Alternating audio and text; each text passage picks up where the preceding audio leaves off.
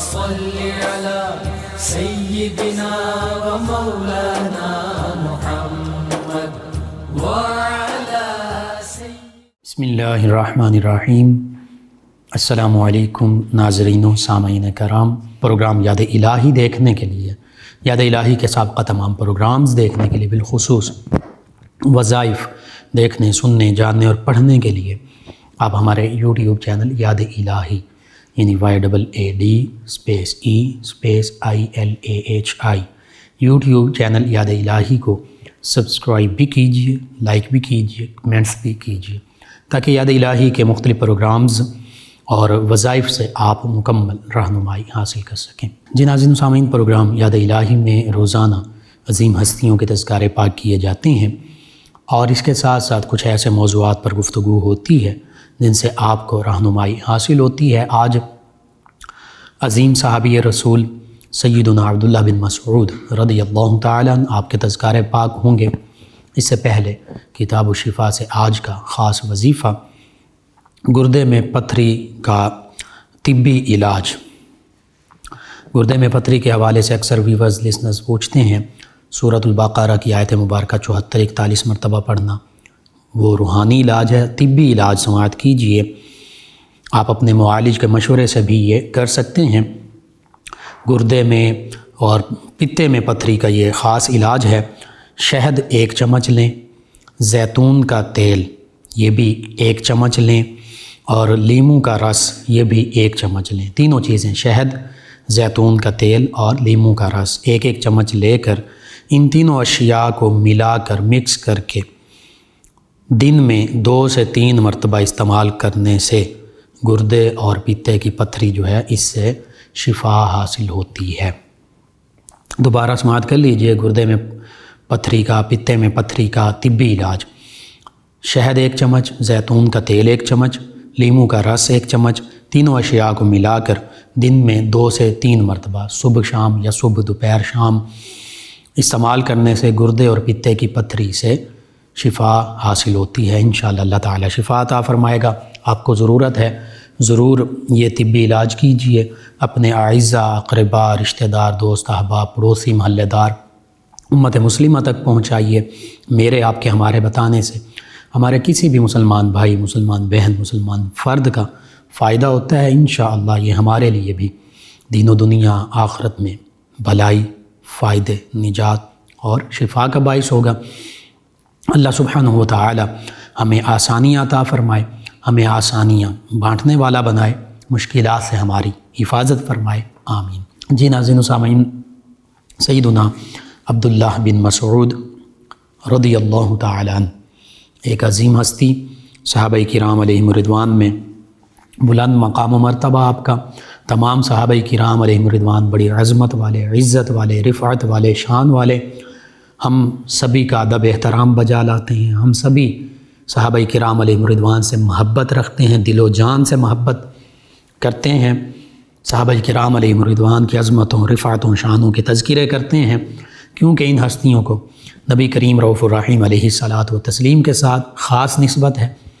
آقا کریم صلی اللہ علیہ وآلہ وسلم کے یہ سچے جانثار ہیں، سچے رفیق ہیں۔ آقا کریم صلی اللہ علیہ وآلہ وسلم کے ساتھ ہر موقع پر یہ موجود رہے، چاہے وہ مکۃ المکرمہ کے حالات ہوں تو تمام صحابہ کرام علیہم رضوان نے تمام تکالیف، پریشانیوں کو، آزمائشوں کو خندہ پیشانی کے ساتھ جھیلا۔ صحابہ کرام علیہم رضوان کو زخمی کیا جاتا، صحابہ کرام علیہم رضوان پر تشدد کیا جاتا، مارا پیٹا جاتا، لیکن صحابہ کرام علیہم رضوان اف تک نہ کرتے۔ صرف اور صرف اسلام کی خاطر، اللہ کے حکم کی تعمیل کی خاطر، اللہ کے نبی صلی اللہ علیہ وآلہ وسلم کی محبت کی خاطر یہ ساری قربانیاں صحابہ کرام علیہم رضوان نے دیں۔ پھر مدینہ طیبہ مدنی دور آتا ہے تو کفار و مشرکین اور دیگر اسلام اور مسلمانوں کے صحابہ کرام علیہم رضوان کے دشمن وہ بھی چین سے نہ بیٹھے۔ کئی غزوات ہوئیں، جنگیں ہوئیں، غزوہ بدر، غزوہ احد، غزوہ خندق، غزوہ خیبر، غزوہ طائف، غزوہ حنین، فتح مکہ، جنگ یرموک، جنگ موتا، کتنی جنگیں ہوئیں۔ صحابہ کرام علیہم رضوان سبھی میں آقا کریم صلی اللہ علیہ وآلہ وسلم کے ساتھ شانہ بشانہ شریک رہے۔ آقا کریم صلی اللہ علیہ وآلہ وسلم اور اسلام کی خاطر اپنی جانیں قربان کی، اپنا مال قربان کیا، اپنی اولادیں قربان کر دیں۔ اور حقیقت یہ ہے کہ صحابہ کرام علیہم رضوان بڑی عظمت، رفعت اور شان والے۔ کسی نے یہ سوال بھی پوچھا کہ سیدنا عمر بن عبدالعزیز رضی اللہ عنہ ان کی فضیلت زیادہ ہے یا صحابہ کرام علیہم رضوان؟ تو غالباً سیدنا عمر بن عبدالعزیز رضی اللہ عنہ سے یا جن سے یہ سوال ہوا، انہوں نے کہا کہ سیدنا عمر بن عبدالعزیز رضی اللہ عنہ کی بڑی عظمت ہے، خلفائے راشدین کے عہد کی یاد دلا دی انہوں نے، لیکن سیدنا عمر بن عبدالعزیز رضی اللہ عنہ کے مقابلے میں صحابہ کرام علیہم رضوان ان کے گھوڑوں کے ٹاپوں سے اٹھنے والا گرد و غبار بھی بڑا عظمت والا، فضیلت والا، کیونکہ اللہ رب العزت نے قرآن مجید فرقان حمید میں نبی رحمت صلی اللہ علیہ وآلہ وسلم اور صحابہ کرام علیہم رضوان ان کی سواریوں، جو غزوات اور جنگوں سرایا کے لیے جو یہ ہستیاں تشریف لے جاتی، ان سواریوں کی قسمیں اٹھائیں، ان سے اٹھنے والے گرد و غبار، وہ سموں سے اٹھنے والے چنگاریوں کی، یعنی صحابہ کرام علیہم رضوان کے مقام تو وراء الورا۔ اللہ رب العزت نے ان سواریوں کی قسمیں اٹھائیں، ان کے سواریوں کے جو انداز ہیں ان کی قسمیں اٹھائیں، تو ان کی فضیلتیں بیان فرمائیں۔ اللہ اکبر! جن کی سواریوں کی قسمیں اور ان انداز کو اللہ تعالیٰ قرآن مجید فرقان حمید میں ذکر فرما دے، ان کا مقام و مرتبہ کیا ہوگا، وراء الورا ہوگا اس کائنات میں۔ بعد از انبیاء کرام علیہ السلام پاکیزہ قلوب، نفوس قدسیہ، یہی صحابہ کرام علیہم رضوان ہیں۔ اور صحابہ کرام علیہم رضوان کی شان میں قرآن مجید فرقان حمید کی ہزاروں آیات بینات ہیں۔ یہ میں مبالغے کے طور پر ایسے ہی نہیں کہہ رہا۔ آپ قرآن مجید فرقان حمید پڑھنا شروع کیجئے، سورہ فاتحہ، سورہ بقرہ سے لے کر سورہ فلق، سورہ والناس تک صحابہ کرام علیہم رضوان کی عظمتوں، رفعتوں، شانوں کے تذکرے ہیں۔ وہ تمام آیات بینات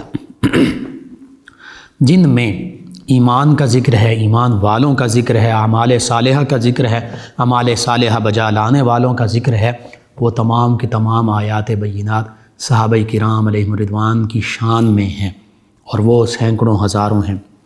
اسی طرح حدیث مبارکہ صحابہ کرام علیہم رضوان کی شان میں سینکڑوں ہزاروں حدیث مبارکہ موجود ہیں، مطلقاً تمام صحابہ کرام علیہم رضوان کی شان میں۔ اور پھر چاروں خلفائے راشدین، عشرہ مبشرہ، بدری صحابہ کرام، صلح حدیبیہ والے صحابہ کرام، مہاجرین صحابہ کرام، انصار صحابہ کرام، اور ان کے علاوہ بھی کئی صحابہ کرام، ان کے نام لے لے کر ان طبقات کے، ان صحابہ کرام کے سینکڑوں ہزاروں حدیث مبارکہ موجود ہیں۔ فضائل و مناقب کے ابواب موجود ہیں، پورے کے پورے چیپٹرز موجود ہیں۔ تو یہ حقیقت یہ ہے کہ صحابہ کرام علیہم رضوان کی شان بیان کرنے کے لیے کافی وقت چاہیے، چاہے قرآن و حدیث سے ہی ان صحابہ کرام علیہم رضوان کی شان کا ہم نے تذکرہ کرنا ہو۔ چند ایک آیات بینات اور احادیث مبارکہ آپ کے گوش گزار کر دیتا ہوں۔ یہ جو آیت مبارکہ ہے، ان الذین آمنوا وعملوا الصالحات سیجعل لهم الرحمن ودا، سورہ مریم کی آیت مبارکہ ہے 16ویں پارے میں۔ اس میں بالعموم تمام قیامت تک آنے والے ایمان والوں کا، اعمال صالحہ بجا لانے والوں کا ذکر ہے، لیکن بالخصوص یہ صحابہ کرام علیہم رضوان کی شان ہے۔ کیا؟ اللہ سبحانہ و تعالیٰ ارشاد فرماتا بے شک جو لوگ ایمان لائے، یعنی صحابہ کرام علیہم رضوان، اور جنہوں نے اعمال صالحہ سر انجام دیے، یعنی صحابہ کرام سب سے پہلے یہی ہستیاں ہیں، اہل بیت کرام بھی ہیں، پھر آگے درجہ بدرجہ قیامت تک آنے والے مسلمان۔ فرمایا سیجعل لہم الرحمن ودا، اللہ فرماتا ہے کہ بے شک اللہ تعالیٰ ان قریب ہر چیز میں ان کی خدائے مہربان اللہ جو رب رحمان ہے، جو رب ہے، جو رحمان ہے، وہ ہر چیز میں ان ہستیوں کی محبت ڈال دے گا۔ اور حقیقت یہ ہے کائنات کا ہر ذرہ، کائنات کی ہر چیز جیسے نبی کریم صلی اللہ علیہ وآلہ وسلم پر ایمان لاتی ہے، مانتی ہے، جانتی ہے، پہچانتی ہے، نبی رحمت صلی اللہ علیہ وآلہ وسلم کے تصدق اور وسیلے سے یہ اللہ تعالیٰ نے کائنات کی ہر چیز کے لیے ضروری کر دیا۔ یہ آیت مبارکہ اس پر گواہ ہے کہ ہر چیز میں اللہ تعالیٰ نے آسمانی مخلوقات ہوں، زمینی مخلوقات ہوں، خاکی ہوں، نوری ہوں، ناری ہوں، یعنی جنات جو آگ سے بنائے گئے ہیں، سوائے سرکش انسانوں اور جنات کے۔ یہ ذہن میں رکھیے، نبی رحمت صلی اللہ علیہ وآلہ وسلم کا ایک فرمان مبارکہ ہے کہ اس کا مفہوماً میں عرض کر رہا ہوں کہ آقا کریم صلی اللہ علیہ وآلہ وسلم کے فرمان مبارکہ میں یہ ملتا ہے، فرمایا گیا کہ کائنات میں موجود تمام مخلوقات، تمام چیزیں فرمایا مجھے مانتی ہیں، مجھ سے محبت رکھتی ہیں، مجھ پر ایمان لاتی ہیں، سوائے سرکش جنات اور سرکش انسانوں کے۔ اور یہ حقیقت ہے، آج بھی آقا کریم صلی اللہ علیہ وآلہ وسلم کی ولادت باسعادت، بلکہ جب نور مبارکہ تخلیق ہوا اور وہ نور مبارکہ سیدنا آدم علیہ السلام کی پیشانی میں رکھا گیا، مفسرین محدثین نے اس پہ تفصیل سے کلام کیا، اسی نور مبارکہ کی تعظیم کے لیے فرشتوں کو حکم دیا گیا کہ تعظیمی سجدہ کرو۔ ابلیس نے، شیطان نے نہیں کیا، اس نور مبارکہ کی تعظیم نہیں کی جو نبی رحمت صلی اللہ علیہ وآلہ وسلم کا نور مبارکہ تھا، جو سیدنا آدم علیہ السلام کی پیشانی میں چمکتا تھا۔ فرشتوں نے تعظیم کی، تعظیمی سجدہ کیا، ابلیس نے نہیں کیا، راندہ درگاہ الہی ہوا۔ تو ابلیس سرکش، یہ جنات میں سے تھا، آگ سے بنا ہوا تھا، تو سرکش جنات کا یہ اور شیاطین کا سردار بن گیا، راندہ درگاہ الہی ہو گیا۔ اور اسی طرح جو سرکش انسان ہیں وہ بھی آقا کریم صلی اللہ علیہ وآلہ وسلم کی تعظیم، توقیر، محبت، ادب، احترام نہیں بجا لاتے، ایمان نہیں لاتے۔ اس میں غیر مسلمین تو خاص طور پر ہیں، مستشرقین بھی ہیں، چند وہ نام نہاد اپنے آپ کو مسلمان کہلانے والے بھی ہیں جن کا اسلام کے ساتھ تعلق نہیں ہے، ختم نبوت کے منکرین ہوں، لادین ہوں، ملحد، الحاد پسند۔ بہرحال نبی رحمت صلی اللہ علیہ وآلہ وسلم کو کائنات کی ہر چیز جانتی، مانتی، پہچانتی ہے، سرکش جنات اور سرکش انسانوں کے سوا۔ اسی طرح اللہ تعالیٰ نے نبی کریم صلی اللہ علیہ وآلہ وسلم کے تصدق سے ہر چیز میں صحابہ کرام علیہ رضوان کی محبت ڈال دی، آسمانی مخلوقات ہوں، نورانی مخلوقات ہوں، ناری مخلوقات ہوں، خاکی مخلوقات ہوں، ہر چیز۔ یہ آیت مبارکہ اس پر گواہ ہے، اور حدیث مبارکہ بھی موجود ہے کہ صحابہ کرام علیہ رضوان زمین والوں کے لیے امان ہے، جس طرح ستارے آسمان والوں کے لیے امان ہیں، یعنی آسمان کے قائم رہنے کی نشانی ہے۔ ستارے ٹوٹیں گے، گریں گے، اور تو قیامت کا منظر ہوگا، قیامت کے قریب یہ معاملات ہوں گے۔ اس طرح صحابہ کرام علیہ رضوان دنیا سے تشریف لے جاتے جائیں گے تو فتنے اور آزمائشیں برپا ہوتی جائیں گی۔ ہم دیکھتے ہیں خلفائے راشدین، بالخصوص سیدنا عمر فاروق اعظم رضی اللہ عنہ، سیدنا عثمان بن عفان رضی اللہ عنہ، اور سیدنا علی المرتضیٰ رضی اللہ عنہ، جیسے جیسے اس دنیا سے یہ تشریف لے جاتے گئے، دیگر صحابہ کرام نئے نئے فتنوں کے دروازے کھلتے گئے، امت میں انتشار، افتراق پیدا ہوتا گیا۔ بہرحال صحابہ کرام علیہ رضوان کی عظمت، رفعت اور شان وراء الورا ہے۔ سیدنا عبداللہ بن مسعود رضی اللہ تعالی عنہ، آپ کے ولادت باسعادت کے حوالے سے طائف کا بھی ذکر ملتا ہے۔ بہرحال مکہ المکرمہ کو آپ نے مسکن بنایا، اور پھر آپ عرب کا ایک جو دستور تھا اس کے مطابق آپ بھی بکریاں چرایا کرتے تھے۔ اگر آپ کے سلسلہ نسب کا ذکر کیا جائے تو آل ابراہیم، آل اسماعیل میں سے ہیں، بنو اسماعیل میں سے ہیں۔ شجرہ نسب کچھ یوں ہے: عبداللہ بن مسعود بن غافل بن حبیب بن شمخ بن فار بن مخزوم بن ساحلہ بن کاہل بن حارث بن تمیم بن سعد بن حزیل بن مدرکہ بن الیاس بن مضر۔ یہ مدرکہ غالباً یہاں پہنچ کر ان کا سلسلہ نسب نبی رحمت صلی اللہ علیہ وسلم کے ساتھ متصل ہو جاتا ہے۔ تو بنو ابراہیم میں سے بھی ہیں، بنی اسماعیل میں سے بھی ہیں، بنو مضر میں سے بھی ہیں، بنو الیاس میں سے بھی ہیں، بنو مدرکہ میں سے بھی ہیں، اور حزالی بھی کہلاتے ہیں بنو حزیل اس حوالے سے۔ اور آپ کا خاندان، آپ کے والد مسعود جو ہیں، یہ عبد بن حارث کے حلیف تھے، ان کے ساتھ ان کا حلف نامہ تھا۔ والد ان کا نام مسعود ہے، والدہ ام عبد کے نام سے معروف ہیں۔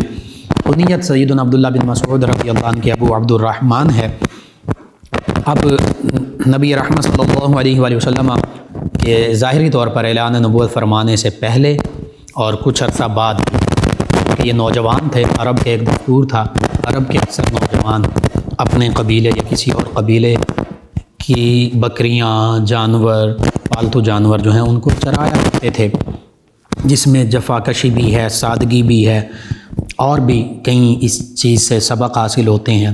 ترتیب بھی ہے، جانوروں کو کیسے ترتیب کے ساتھ چلانا ہے، ان کی دیکھ بھال کرنی ہے، نگرانی کرنی ہے۔ تو اس سے بعد میں آنے والی زندگی میں کچھ جو ظاہری خوبیاں وہ حاصل ہوتی ہیں۔ جانور چرانے والے اور عرب دور میں وہ سادگی ان میں ہوتی تھی، وفا شعاری، راست بازی اور جفاکشی، محنت، ایک منظم ترتیب کے ساتھ چلنا، یہ ظاہری خوبیاں ہوتی تھیں۔ اکثر انبیاء کرام علیہ السلام نے بھی جانور چرائے، مال مویشی پالتو رکھے، ان کی دیکھ بھال کی۔ نبی رحمت صلی اللہ علیہ وآلہ وسلم بچپن میں یہ معاملہ فرماتے رہے۔ اماں حلیمہ سعدیہ رضی اللہ عنہا کے جانور خود خوش دلی کے ساتھ آقا کریم صلی اللہ علیہ وآلہ وسلم اپنی رضا رغبت کے ساتھ چرایا کرتے۔ بہرحال آپ کا بھی یہی معاملہ تھا، آپ بھی مکہ المکرمہ کی وادیوں میں جانور چراتے تھے۔ آقا کریم صلی اللہ علیہ وآلہ وسلم نے نبوت کا اعلان فرمایا، سیدنا ابوبکر صدیق رضی اللہ عنہ نے سب سے پہلے اسلام قبول کیا، حتیٰ کہ سیدنا ابوبکر صدیق رضی اللہ عنہ کے حوالے سے تو یہ ملتا ہے، اس پہ مفسرین محدثین نے کلام کیا بڑی تفصیل کے ساتھ۔ مختصراً یہ کہ سیدنا ابوبکر صدیق رضی اللہ عنہ تو غالباً 25 یا 30 سال کی عمر مبارکہ تھی کہ جب شام کے سفر پر گئے تھے تو راہب نے نشانیاں دیکھ کر اور ایک اب بتا دیا تھا کہ آپ قریش سے ہیں، آپ آخری نبی صلی اللہ علیہ وآلہ وسلم کے دست راست بنیں گے، ان پر سب سے پہلے ایمان لانے والوں میں ہوں گے، اور وہ اللہ کے آخری نبی صلی اللہ علیہ وآلہ وسلم مکہ المکرمہ میں ان کی ولادت باسعادت ہو چکی ہے، عن قریب وہ اعلان نبوت فرمائیں گے۔ تو سیدنا ابوبکر صدیق رضی اللہ عنہ تو ان چیزوں پر، اللہ کے آخری نبی صلی اللہ علیہ وآلہ وسلم پر اس وقت ہی ایمان لا چکے تھے۔ بہرحال سیدنا ابوبکر صدیق رضی اللہ عنہ سب سے پہلے آزاد مردوں میں آپ ایمان لائے، خواتین میں سب سے پہلے سیدہ خدیجہ الکبریٰ رضی اللہ عنہ آپ ایمان لائیں، بچوں میں سب سے پہلے سیدنا علی المرتضیٰ رضی اللہ عنہ 9 یا 10 سال کی عمر مبارکہ میں آپ ایمان لائے، غلاموں میں سب سے پہلے سیدنا زید بن حارث رضی اللہ عنہ آپ ایمان لائے۔ اسی طرح 5 ہستیوں، 5 مردوں کا بالخصوص ذکر ملتا ہے، ان کے ایمان لانے کے بعد 6 نمبر پر سیدنا عبداللہ بن مسعود رضی اللہ عنہ آپ ایمان لائے، اور آپ خود فرمایا کرتے تھے کہ میں ایمان لانے والوں میں 6 نمبر پر ہوں۔ اس کی مختصر سی تفصیل یہ ہے، واقعہ یوں ہے کہ یہ مکہ المکرمہ کی وادیوں میں جانور چرایا کرتے تھے۔ آقا کریم صلی اللہ علیہ وآلہ وسلم اکثر اپنے قریبی دوست سیدنا ابوبکر صدیق رضی اللہ عنہ کے ساتھ، چونکہ یہ دوستی پہلے سے تھی، اعلان نبوت سے بھی پہلے سے تھی، تو سیدنا ابوبکر صدیق رضی اللہ عنہ کے ساتھ اکثر مکہ المکرمہ کی وادیوں میں، غار حرا اور اس طرح مختلف علاقوں میں تشریف لے جایا کرتے۔ تو آقا کریم صلی اللہ علیہ وآلہ وسلم اور سیدنا ابوبکر صدیق رضی اللہ عنہ جب اس وادی سے گزر رہے تھے جہاں سیدنا عبداللہ بن مسعود رضی اللہ عنہ جانور چرا رہے تھے، غالباً عقبہ بن معید کے، تو آقا کریم صلی اللہ علیہ وآلہ وسلم ان کے پاس آئے۔ یہ بھی ایک نوجوان لڑکے تھے، آقا کریم صلی اللہ علیہ وآلہ وسلم نے ان سے پوچھا کہ بیٹا کیا دودھ ہے آپ کے پاس، ہم پینا چاہتے ہیں۔ تو انہوں نے کہا کہ بکریاں تو ہیں دودھ والی، لیکن یہ میرے پاس امانت ہیں، میں بغیر اجازت تو نہیں پلا سکتا۔ آقا کریم صلی اللہ علیہ وآلہ وسلم اس بات پر بہت خوش ہوئے۔ پھر نبی کریم صلی اللہ علیہ وآلہ وسلم نے یہ فرمایا کہ کوئی ایسی بکری لے آؤ جس کے تھن خشک ہوں، جس کا دودھ نہ آتا ہو۔ تو انہوں نے ایک بکری پیش کی، نبی رحمت صلی اللہ علیہ وآلہ وسلم نے اپنا دستہ مبارکہ رکھا۔ اللہ تعالیٰ کی قدرت کاملہ، نبی رحمت صلی اللہ علیہ وآلہ وسلم کا معجزہ کہ اس میں دودھ اتر آیا۔ نبی رحمت صلی اللہ علیہ وآلہ وسلم نے بھی نوش فرمایا، سیدنا ابوبکر صدیق رضی اللہ عنہ نے بھی نوش فرمایا، اور بعض روایت میں کہ سیدنا عبداللہ بن مسعود رضی اللہ عنہ انہوں نے بھی نوش فرمایا۔ جب سیدنا عبداللہ بن مسعود رضی اللہ عنہ نے یہ معاملہ دیکھا، یہ معجزہ دیکھا، اللہ کے حبیب صلی اللہ علیہ وآلہ وسلم نے کچھ کلام بھی پڑھا ہوگا، اللہ کا جو چاہا پڑھا، اللہ کا نام لیا ہوگا، تو بڑے متاثر ہوئے اور عرض کرنے لگے کہ مجھے بھی یہ تعلیم دیجئے۔ نبی رحمت صلی اللہ علیہ وآلہ وسلم فرمایا بیٹا بالکل، آپ تو خود تعلیم یافتہ ہیں، پڑھے لکھے ہیں، سمجھدار ہیں، بس یہ اس موقع پر سیدنا ابوبکر صدیق رضی اللہ عنہ اور اور نبی رحمت صلی اللہ علیہ وآلہ وسلم، ہمارے آقا و مولا صلی اللہ علیہ وآلہ وسلم، سیدنا محمد مصطفیٰ صلی اللہ علیہ وآلہ وسلم، آپ کے اس معجزے کو دیکھ کر انہوں نے اسلام قبول کیا اور اسلام کی دولت پائی۔ جب انہوں نے اسلام قبول کیا، پھر نبی رحمت صلی اللہ علیہ وآلہ وسلم کی خدمت گزاری میں رہنے لگے، آقا کریم صلی اللہ علیہ وآلہ وسلم کی غلامی میں آ گئے، اور خاص طور پر یہ مکہ المکرمہ میں بھی اور مدینہ طیبہ میں تو بالخصوص آقا کریم صلی اللہ علیہ وآلہ وسلم کا مسواک انہی کے پاس ہوتا، نعلین مبارکہ انہی کے پاس ہوتے، آقا کریم صلی اللہ علیہ وآلہ وسلم کی سواری کا انتظام انہی کے ذمے تھا، سفر میں، حضر میں، خلوت میں، جلوت میں یہ آقا کریم صلی اللہ علیہ وآلہ وسلم کے پاس ہی رہتے، یعنی خادم خاص تھے، قربتیں حاصل تھیں، معیت اور رفاقت حاصل رہی۔ مکہ المکرمہ میں بھی آقا کریم صلی اللہ علیہ وآلہ وسلم کی معیت اور رفاقت حاصل رہی، اور یہ وہ صحابی رضی اللہ عنہ ہیں کہ جو خود فرماتے ہیں کہ مجھے نبی کریم صلی اللہ علیہ وآلہ وسلم سے براہ راست 70 سورتیں سیکھنے کا موقع ملا، یعنی براہ راست آقا کریم صلی اللہ علیہ وآلہ وسلم کے پاس بیٹھ کر خدمت اقدس میں حاضر ہو کر 70 سورتیں پڑھنا سیکھیں، سنیں، ان کو سیکھا، ان کو یاد کیا۔ اسی لیے آقا کریم صلی اللہ علیہ وآلہ وسلم جن 4 ہستیوں کا، جن 4 صحابہ کرام علیہم رضوان کا نام لے کر فرمایا کرتے تھے کہ ان سے قرآن مجید فرقان حمید سیکھا کرو، ان میں سیدنا عبداللہ بن مسعود رضی اللہ عنہ بھی شامل ہیں، ان کا نام بھی آقا کریم صلی اللہ علیہ وآلہ وسلم لیتے، معاذ بن جبل رضی اللہ عنہ، سیدنا معاذ بن جبل رضی اللہ عنہ ان کا نام لیتے، سیدنا ابی بن کعب رضی اللہ عنہ کا نام ارشاد فرماتے آقا کریم صلی اللہ علیہ وآلہ وسلم، اور سیدنا سالم رضی اللہ عنہ۔ ان 4 صحابہ کرام علیہم رضوان کا خاص طور پر نام لے کر آقا کریم صلی اللہ علیہ وآلہ وسلم ارشاد فرماتے کہ ان سے قرآن کریم سیکھا کرو۔ حتیٰ کہ سیدنا عبداللہ بن مسعود رضی اللہ تعالی عنہ خود فرماتے ہیں کہ ایک موقع پر آقا کریم صلی اللہ علیہ وآلہ وسلم نے مجھے فرمایا کہ مجھے قرآن مجید فرقان حمید کی تلاوت کر کے سناؤ، اور غالباً یہ مدینہ طیبہ کا واقعہ ہے۔ تو سیدنا عبداللہ بن مسعود رضی اللہ عنہ نے عرض کیا، یا رسول اللہ صلی اللہ علیہ وسلم، قرآن مجید فرقان حمید تو آپ پر نازل ہوا ہے، میری کیا اوقات کہ میں آپ کے سامنے آپ کو سناؤں؟ آقا کریم صلی اللہ علیہ وآلہ وسلم فرمایا کہ سناؤ۔ نبی کریم صلی اللہ علیہ وسلم کے حکم کی تعمیل کرتے ہوئے سیدنا عبداللہ بن مسعود رضی اللہ عنہ نے سورۃ النساء پڑھنا شروع کی۔ فَكَيْفَ إِذَا جِئْنَا مِنْ كُلِّ أُمَّةٍ بِشَهِيدٍ پر جب پہنچے تو نبی رحمت صلی اللہ علیہ وآلہ وسلم نے رکنے کا حکم دیا، یہ رکے، تلاوت کلام پاک جو ہے اس کو موقوف کیا۔ تو فرماتے ہیں کہ میں نے دیکھا نبی کریم رؤوف الرحیم علیہ الصلاۃ والتسلیم کی مبارک آنکھوں میں آنسو جاری تھے۔ نبی کریم صلی اللہ علیہ وآلہ وسلم اللہ کی یاد میں قرآن کریم کی تلاوت سن کر رو رہے تھے، داڑھی مبارک بھیگ چکی تھی۔ یہ آقا کریم صلی اللہ علیہ وآلہ وسلم کا اسوہ حسنہ ہے۔ آج ہم تو قرآن مجید فرقان حمید سے کوسوں دور ہو چکے ہیں، تعلیمات تو کیا ہم نے سمجھنی تھیں، آگے پہنچانی تھیں، ہم تلاوت کلام پاک سے بھی دور ہیں۔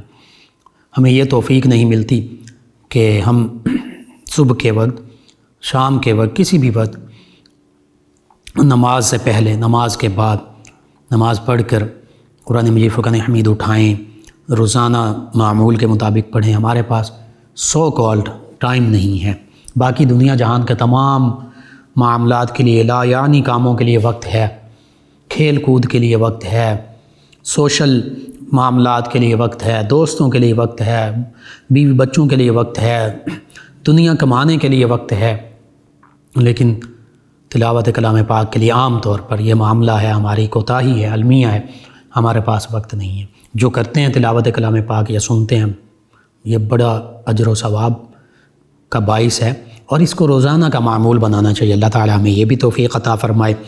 آقا کریم صلی اللہ علیہ وآلہ وسلم کا کیسا خوبصورت انداز تھا کہ اللہ کی یاد میں، خشیت الہی میں قرآن کریم کی تلاوت سن کر آنسو بہتے تھے۔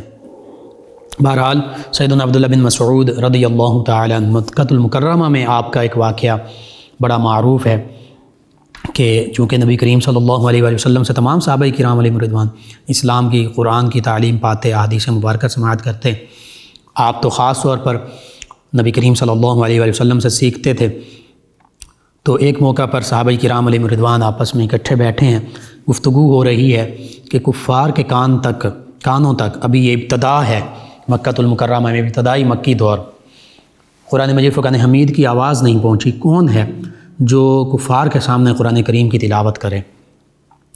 تو سیدنا عبداللہ بن مسعود رضی اللہ تعالیٰ عنہ انہوں نے کہا، میں بلند آواز کے ساتھ کفار مکہ کے سامنے، مکہ کے بڑے بڑے سرداروں کے سامنے قرآن مجید فرقان حمید کی تلاوت کروں گا۔ صحابہ کرام علیہم رضوان نے کہا کہ آپ نہ کیجئے، اس کی وجہ یہ قبیلے کے حوالے سے غالباً ان کا صحابہ کرام نے یہ کہا کہ ہو سکتا ہے آپ کے قبیلے کے لوگ وہ آپ کی پشت پر کھڑے نہ ہوں، تو یہ لوگ آپ کو تکلیف پہنچائیں گے، کفار مکہ جو ہیں اذیت دیں گے، تکلیف پہنچائیں گے۔ تو سیدنا عبداللہ بن مسعود رضی اللہ عنہ نے کہا کہ مجھے اس چیز کی کوئی پرواہ نہیں ہے۔ اگلا دن آیا جس وقت کفار مکہ اکٹھے ہوتے تھے، سیدنا عبداللہ بن مسعود رضی اللہ عنہ اسی وقت اسی جگہ پہنچے جہاں کفار مکہ اکٹھے ہوتے تھے، بلند آواز کے ساتھ قرآن مجید فرقان حمید کی تلاوت شروع کر دی۔ کفار مکہ ایک دوسرے سے پوچھنے لگے، یہ آواز کس کی ہے، کیسی آواز ہے؟ تو کسی نے کہا کہ یہ ام عبد کے بیٹے ہیں، آپ کی والدہ ام عبد ہیں، ابن ام عبد یعنی عبداللہ بن مسعود ہیں، اور یہ قرآن کریم کی تلاوت جو محمد صلی اللہ علیہ وآلہ وسلم پر نازل ہو اس کی تلاوت کر رہے ہیں۔ بس یہ سننا تھا، کفار مکہ جو ہیں وہ سیدنا عبداللہ بن مسعود رضی اللہ عنہ پر ٹوٹ پڑے، آپ کو مارنے پیٹنے لگ پڑے، چہرہ مبارکہ آپ کا زخمی ہو گیا، سوزش سے سوجن آ گئی، لیکن آپ تلاوت کلام پاک کرتے گئے، آپ رکے نہیں۔ بالآخر شدید زخمی حالت میں آپ واپس صحابہ کرام علیہم رضوان کے پاس پہنچے۔ صحابہ کرام علیہم رضوان نے یہی کہا کہ ہم نے پہلے آپ سے یہ کہہ دیا تھا کہ آپ ان کے پاس نہ تشریف لے کر جائیں، یہ اسی طرح بدتمیزی کریں گے۔ تو سیدنا عبداللہ بن مسعود رضی اللہ عنہ نے کہا کہ آج کے دن یہ کفار بہت ذلیل ہوئے ہیں، یعنی اللہ کا کلام میں ان کو سنا کر رہا ہوں، میں پیچھے نہیں ہٹا اور خوشی کا اظہار کیا اتنی تکالیف برداشت کرنے کے باوجود۔ یہ صحابہ کرام علیہم رضوان کا جذبہ تھا، بلکہ فرمانے لگے کہ اگر تم کہو تو میں کل دوبارہ انہیں جا کر قرآن مجید فرقان حمید کی تلاوت اونچی آواز سے کر کے سناؤں گا۔ صحابہ کرام علیہم رضوان نے کہا نہیں بس کافی ہے، ان تک قرآن مجید فرقان حمید کی آواز پہنچ گئی۔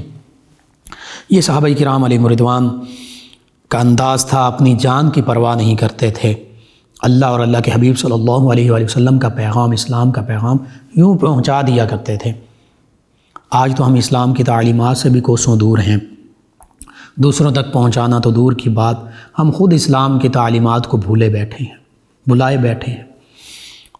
بہرحال سیدنا عبداللہ بن مسعود رضی اللہ عنہ آپ نے حبشہ کی جانب دونوں ہجرتیں کی، پھر مدینہ طیبہ کی جانب ہجرت کی، اور غالباً سیدنا معاذ بن جبل رضی اللہ عنہ یہ آپ کے بھائی اخوت کے رشتے میں روئے گے آپ کے ساتھ، یعنی ایک مہاجر اور ایک انصاری صحابی رضی اللہ عنہما کو جو آقا کریم صلی اللہ علیہ وآلہ وسلم نے خاص طور پر بھائی بھائی بنا دیا۔ ویسے تو انما المؤمنون اخوہ، تمام صحابہ کرام علیہم رضوان، تمام مسلمان آپس میں بھائی بھائی ہیں، لیکن بالخصوص ایک دوسرے کے ساتھ معاشرتی معاشی ہر طرح سے معاملات نبھانے کے لیے جو آقا کریم صلی اللہ علیہ وآلہ وسلم نے اخوت اور بھائی چارے کے ایک عملی مثال قائم کی، یہ رہتی دنیا تک کوئی بھی معاشرہ، کوئی بھی کمیونٹی، کوئی بھی مذہب ایسی مثال ہمیں نہیں دکھا سکتا۔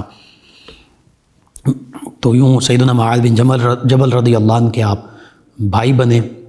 پھر مدینہ طیبہ میں مختلف غزوات پیش آئیں، غزوہ بدر، غزوہ احد، غزوہ خندق، غزوہ تبوک، غزوہ خیبر، غزوہ طائف و حنین، فتح مکہ۔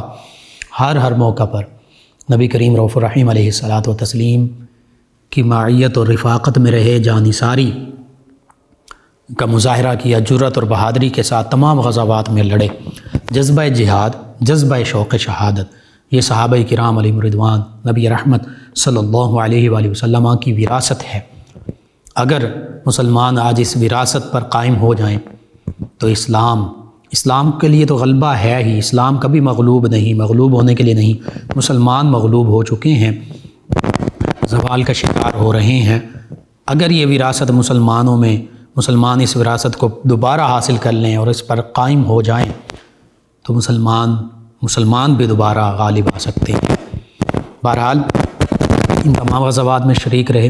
غزوہ حنین کے موقع پر آقا کریم صلی اللہ علیہ وآلہ وسلم کے ساتھ سامنے موجود رہے، جانثاری کا اظہار کیا۔ فتح مکہ کے موقع پر نبی کریم صلی اللہ علیہ وآلہ وسلم کی معیت اور رفاقت میں رہے، ہم رکابی کا شرف حاصل رہا۔ پھر کچھ صحابہ کرام علیہم رضوان یہ بھی سمجھتے تھے کہ یہ نبی کریم صلی اللہ علیہ وآلہ وسلم کے اہل بیت میں سے ہیں۔ اس کی وجہ یہ ہے کہ یہ ہمیشہ سفر میں، حضر میں، خلوت جلوت میں آقا کریم صلی اللہ علیہ وسلم کے قریب رہا کرتے تھے، اور بعض اوقات ان کے لیے یہ اجازت تھی کہ یہ بلا اذن، بلا اجازت آقا کریم صلی اللہ علیہ وسلم کی خدمت میں حاضر ہو جاتے تھے۔ تو قرآن پاک بھی، آقا کریم کے فرامین بھی اور دیگر رازدارانہ گفتگو بھی سنا کرتے۔ آقا کریم صلی اللہ علیہ وسلم کے رازدار بھی تھے۔ پھر آقا کریم صلی اللہ علیہ وسلم کا وصال مبارکہ ہوا، اس کے بعد صدیقی عہد مبارکہ میں قرآن مجید، فرقان حمید اور حدیث مبارکہ کا درس دیا گیا۔ کثیر صحابہ کرام علیہم رضوان ان سے قرآن و حدیث سیکھا کرتے۔ اسی طرح آپ کے حوالے سے یہ ملتا ہے، آپ فرماتے ہیں کہ میں قرآن مجید فرقان حمید کی ہر آیت مبارکہ کے بارے میں جانتا ہوں کہ اس کا شان نزول کیا ہے، یہ کہاں نازل ہوئی، مکہ المکرمہ میں نازل ہوئی، مدینہ طیبہ میں نازل ہوئی، کہیں سفر میں، راستے میں نازل ہوئی۔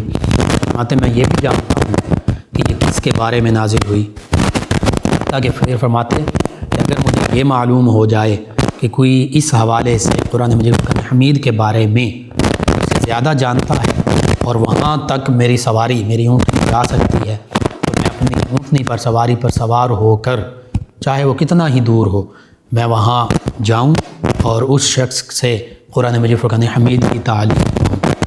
صحابہ کرام علیہم رضوان بھی اس بات کا اعتراف کیا کرتے تھے۔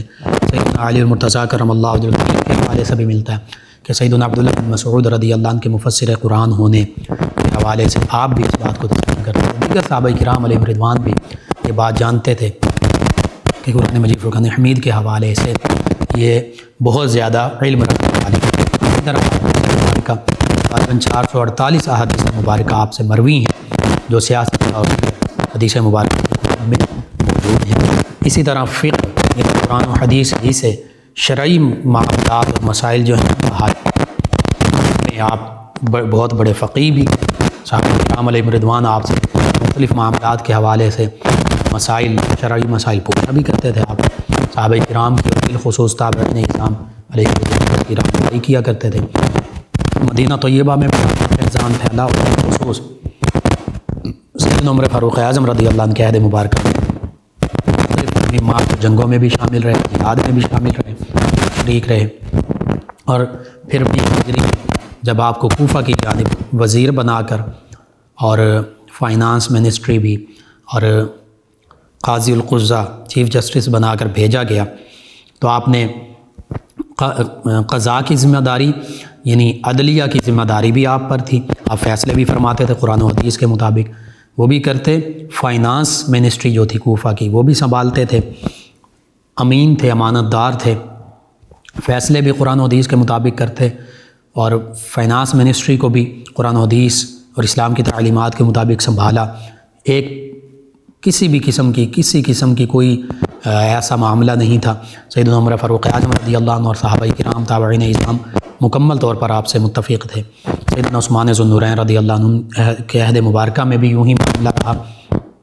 آپ کے حوالے سے کئی واقعات ملتے ہیں، تفصیل کے ساتھ گفتگو کی جائے تو کافی وقت چاہیے۔ آپ کے دور میں ایک جادوگر، اس کو پیش کیا گیا، تو جادو کے حوالے سے یہ کہ جو حقیقت میں جادو کرتا ہو اس کا اسلام سے بھی کوئی تعلق نہیں ہے، اور حکومت اسلام اس کو قید بھی کر سکتی ہے اور دیگر سزائیں موت تک بھی دے سکتی ہے۔ تو اس جادوگر کو کسی تابعی غالباً انہوں نے سر قلم کر دیا، ابھی مقدمہ پیش ہونا تھا، جرا ہونی تھی، تو سیدنا عثمان ذو النورین رضی اللہ عنہ تک یہ معاملہ پہنچا، تو وہاں سے یہ حکم ملا کہ جنہوں نے اس کو قتل کیا ہے معمولی تعزیر اور سزا دی جائے، کیونکہ وہ جادوگر تھا۔ حکومت کا یہ ذمہ داری تھی کہ جرا کر کے ثابت کر کے اس کو سزا دی جاتی۔ بہرحال اس طرح کے معاملات، فقہی معاملات۔ پھر ایک خاص واقعہ، ابو نوال اور ابو نواحہ اور ابو اسال، یہ وہ دو لوگ ہیں وہ نبی رحمت صلی اللہ علیہ وسلم کی بارگاہ میں آئے تھے، حاضر ہوئے تھے غالباً 8 یا 9 ہجری میں، مسلمہ کذاب کے سفیر نمائندے بن کر۔ تو نبی کریم صلی اللہ علیہ وسلم نے ان سے یہ پوچھا تھا کہ کیا تم بھی اس کی مسلمہ کذاب جو جھوٹا نبی جھوٹا رسول ہے اس کی نبوت اور رسالت کا اقرار کرتے ہیں؟ ہاں ہم بھی اقرار کرتے ہیں۔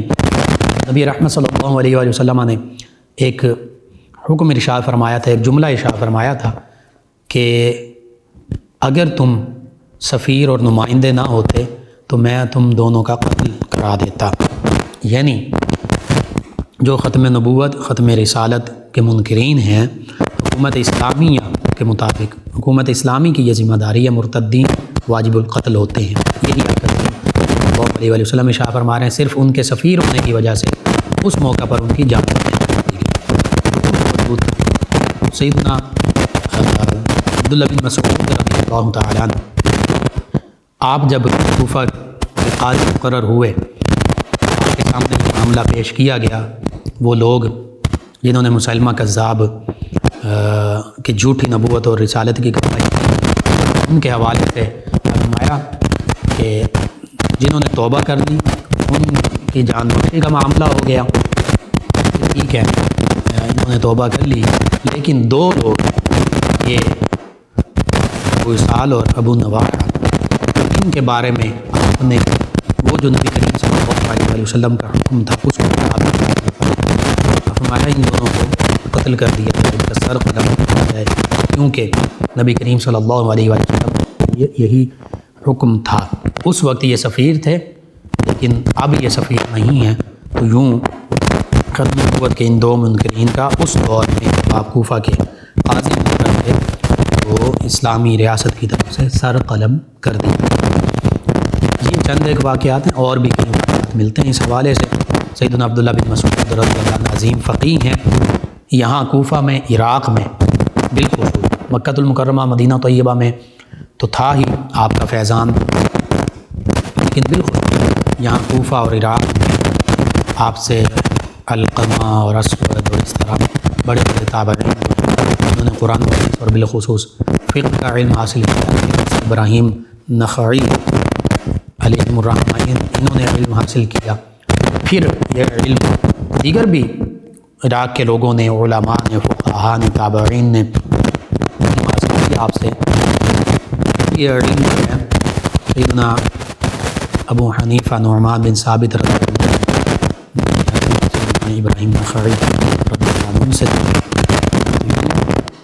فقہ حنفی کی جو بنیاد ہے وہ حقیقت میں نبی رحمت صلی اللہ علیہ وسلم کے وسیلے سے قرآن و حدیث اور آپ کے نبی کریم صلی اللہ علیہ وسلم کے فرامین مبارکہ کے مطابق جو سیدنا عبداللہ بن مسعود رضی اللہ عنہ فقہی معاملات ارشاد فرمایا کرتے تھے، وہی آگے چلتے چلتے امام اعظم امام ابو حنیفہ رضی اللہ عنہ نے سیکھا اس علم کو، اور فقہ حنفی کی صورت میں وہ دنیا تک پہنچا۔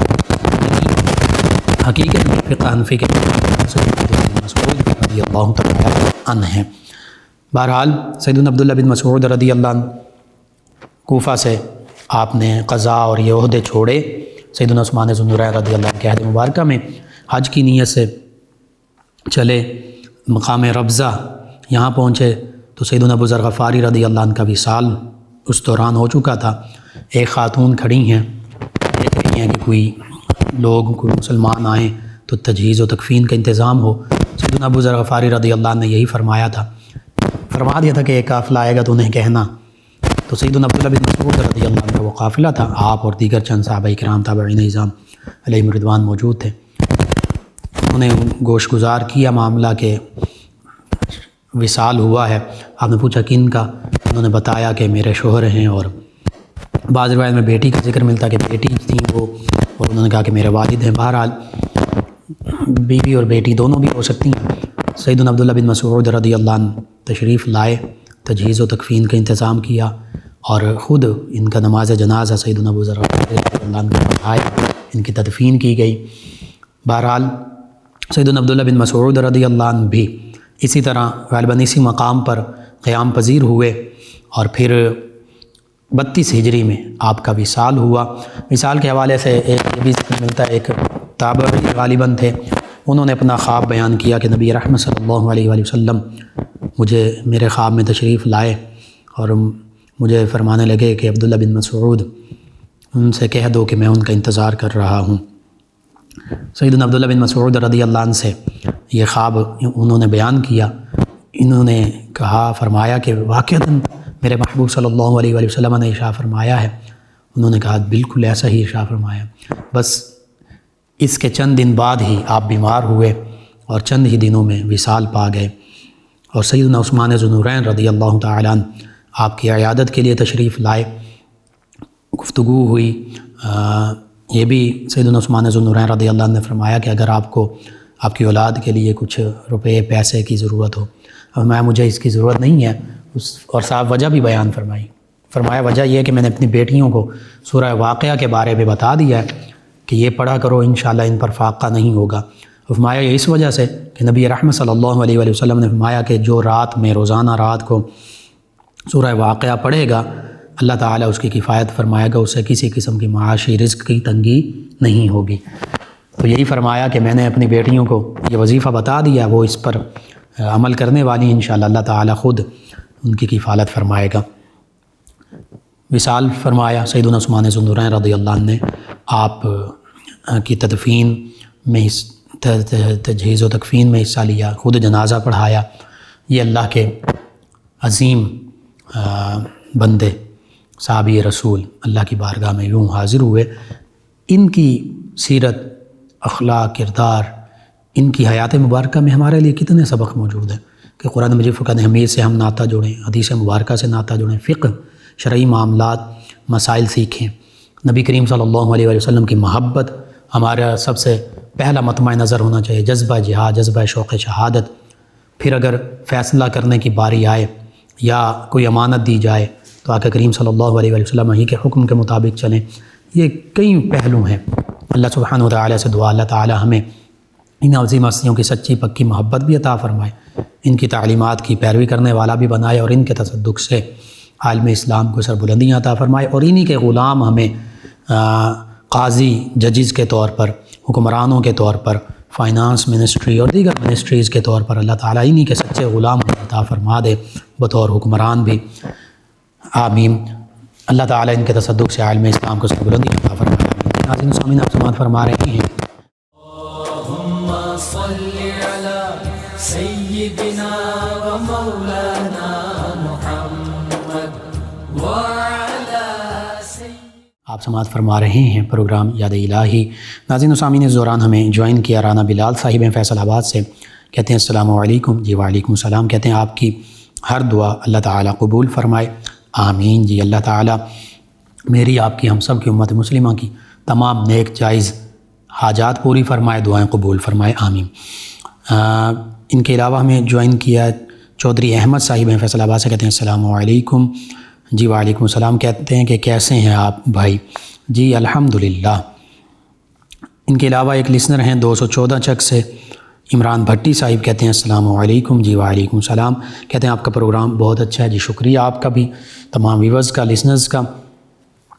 ایک اور ہمارے لسنر ہیں، ایک چک ہے گاف بے بمبو، یہاں سے، کہتے ہیں السلام علیکم جی۔ وعلیکم السلام، پوری ٹیم کو سلام کا، اور کہتے ہیں کہ میرے 2 بیٹے ہیں، انہیں کچھ ایب نارمیلسی کا مسئلہ ہے، دماغ کا مسئلہ ہے، اور کہتے ہیں کہ یہ ایک بات مشہور ہے کہ جو بچے منگل کو پیدا ہوتے ہیں وہ بیمار رہتے ہیں، کیا واقعتاً ایسا ہے کہ منگل والے جو دن جو پیدا ہوتے ہیں ان کے ساتھ یہ مسئلہ ہوتا ہے؟ ضرور بتائیے گا جی۔ کوئی ایسی بات نہیں ہے، کوئی ایسی حقیقت نہیں ہے۔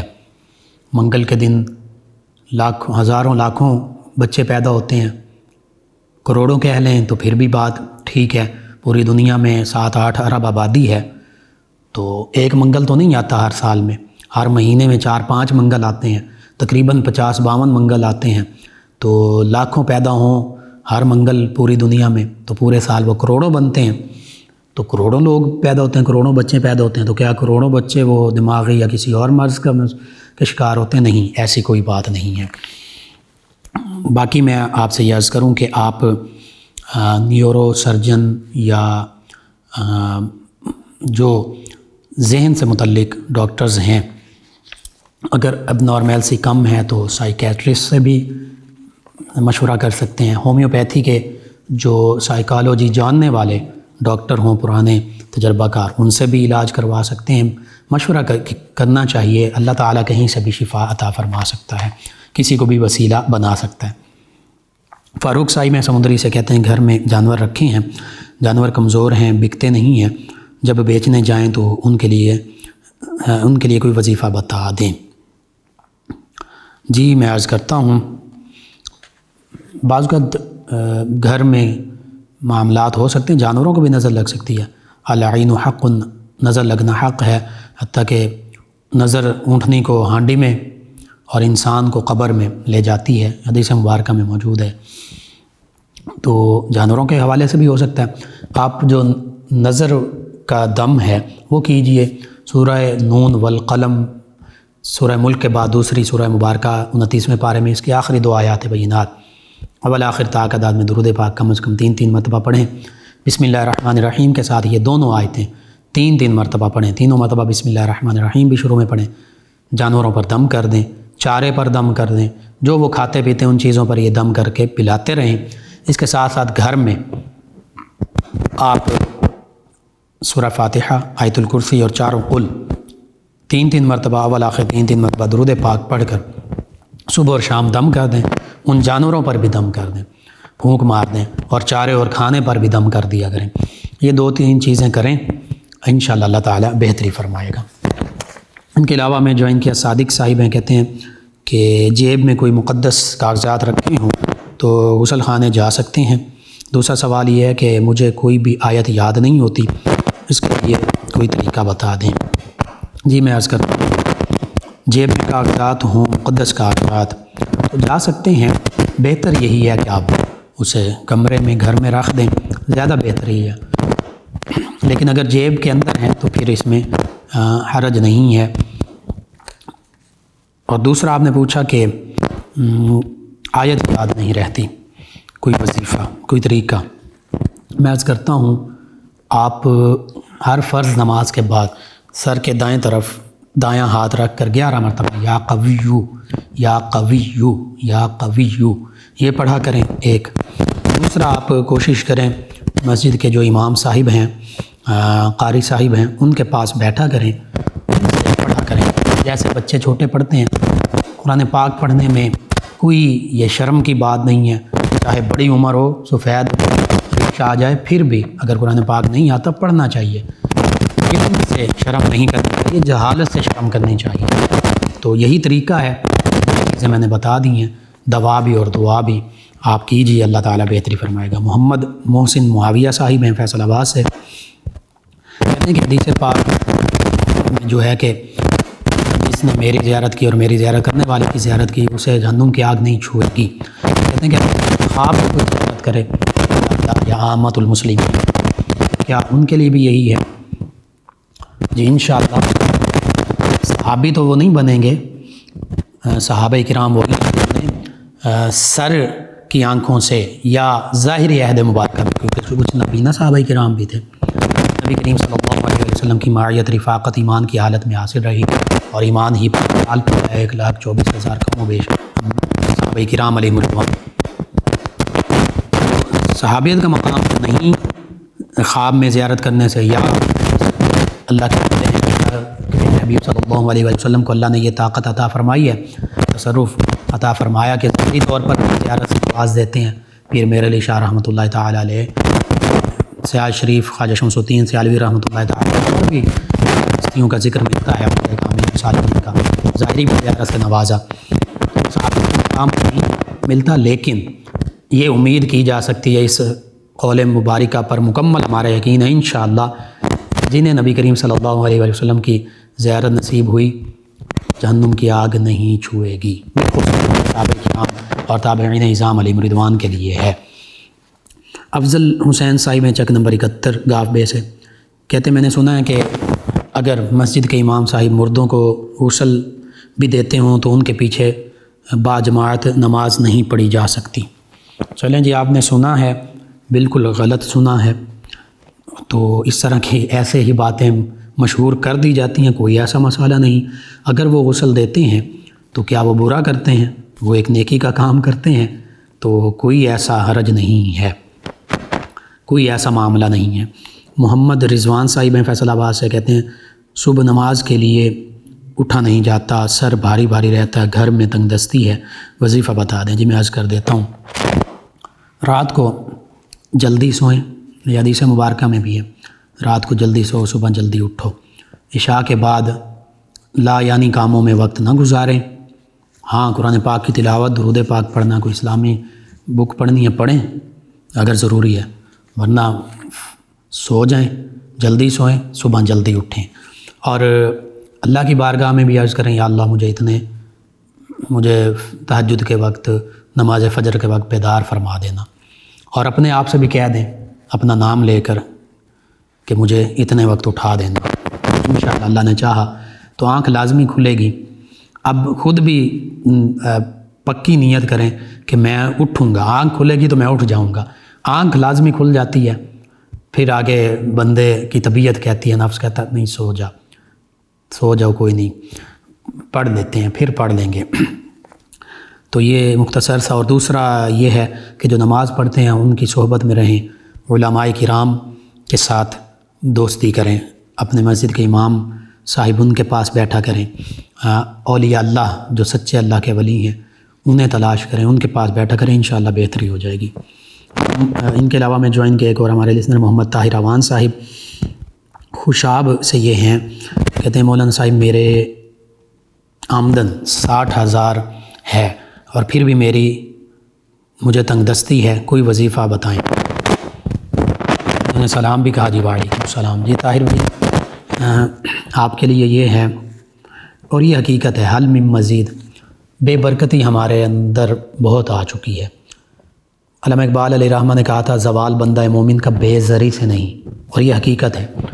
مسلمان اس وجہ سے نہیں مارے جا رہے کہ ان کے پاس روپیہ پیسہ مال و دولت کم ہے، یہ وجہ نہیں ہے، مال و دولت ہے بھی، کئیوں کے پاس اربوں خربوں روپے بھی ہیں، مسلمانوں میں بھی بہت امیر ہیں، ظاہری جو امارت ہے، پیسہ روپیہ پیسہ پراپرٹی سب کچھ ہے، اس کو ہم دبا کے رکھیں یا وہ دیگر معاملات ہیں خرچ نہ کریں، اسلام اور مسلمانوں کی فلاح بہبود کے لیے وہ علیحدہ معاملات ہیں۔ پاکستان میں کتنا پیسہ رہا ہے، کتنا کھایا جا چکا ہے۔ بہرحال میں یہ عرض کروں، نماز کی پابندی کیجئے، 5 وقت باوضو رہیں، قرآن کریم کی تلاوت کیجئے، اور بالخصوص گھر میں آتے جاتے السلام علیکم کہیں، گھر والے جواب دیں، یا رزاقو آپ گھر کے چاروں کونوں میں پڑھ کر دم کر دیں، اور منہ قبلہ کی طرف رہے. یہ آپ کے لیے بھی، میرے لیے بھی، تمام امت مسلمہ کے لیے تندرستی سے بچنے کا وظیفہ ہے.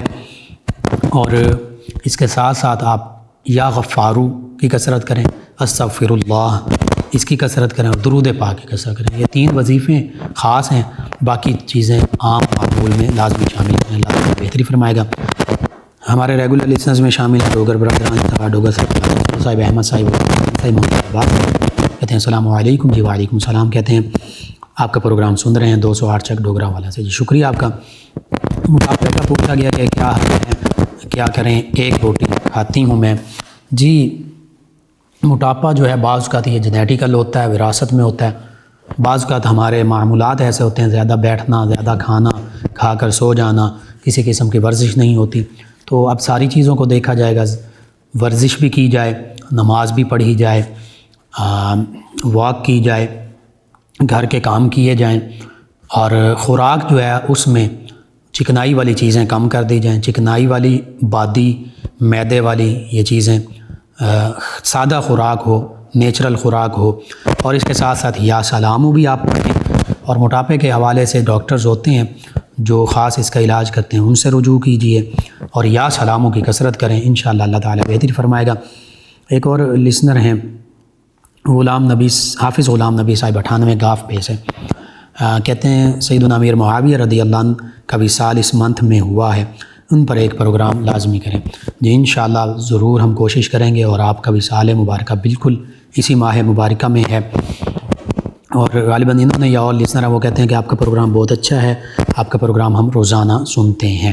جی شکریہ تمام ویورز کا، تمام لسنرز کا. آپ ہمیں جوائن کرتے ہیں، پروگرام یاد الہی سنتے ہیں، اپنے فیڈ بیک سے ہمیں آگاہ کرتے ہیں. اللہ تعالیٰ آپ کو بھی جزائے خیر عطا فرمائے.